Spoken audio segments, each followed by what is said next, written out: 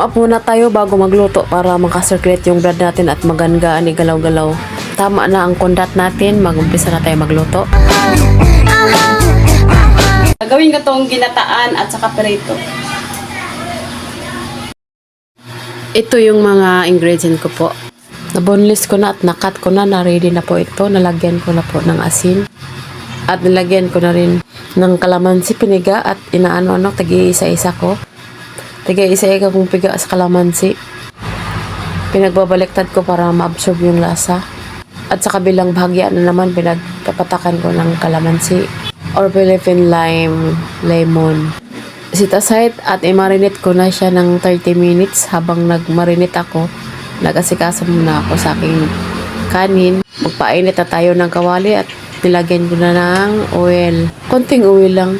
Konting patak lang ng oil kasi maka-fatty liver din yung oil marami. Garlic at onion at tanglad or lemongrass. Aloya. Hindi ko na siya ipa-crispy ang kanyang sahog. Pinalabas ko lang talaga yung kanilang aroma. Para hindi naman masyadong malangsa yung ulamin kong gata.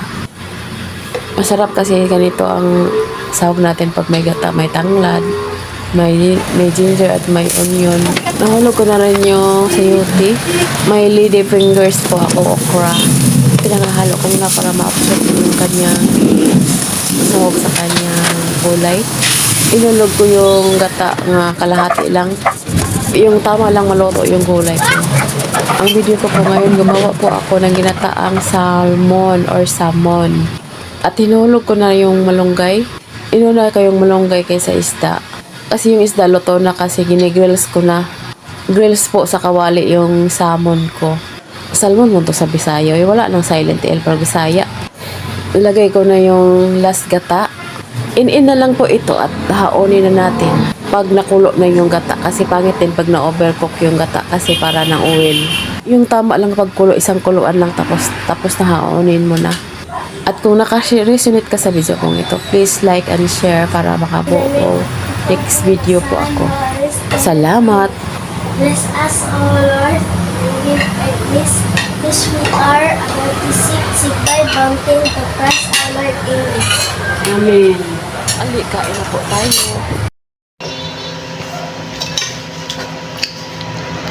Dagan kayo kang gulay.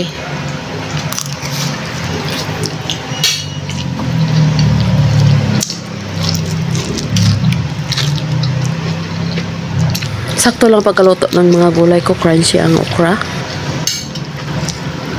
Ito. Bihog.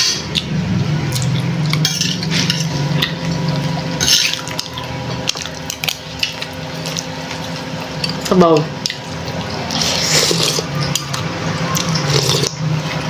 Sarap na lasa tayo.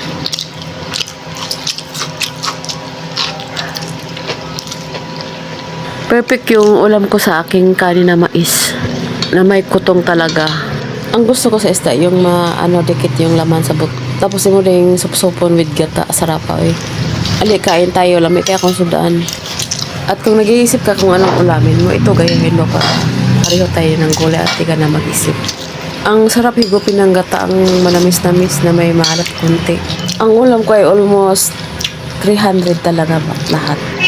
Tapos, ang laki ng buo ng aking nabiling isda. Mura lang talaga pagkabili ko sa isda. Ang gulay ko talaga. Kilo ng isda ay 220. Salmon.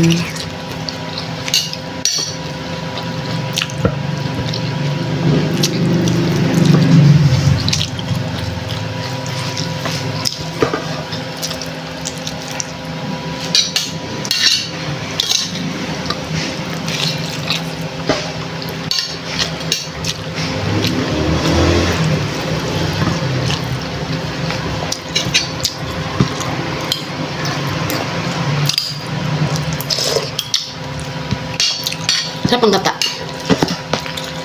Pang bihod ah.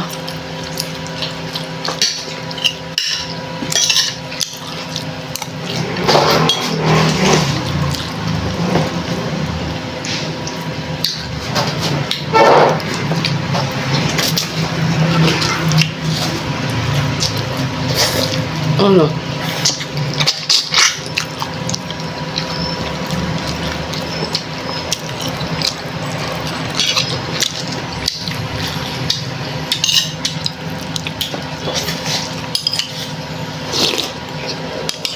Thank you for watching guys. See you next vlog. Amping kanunay.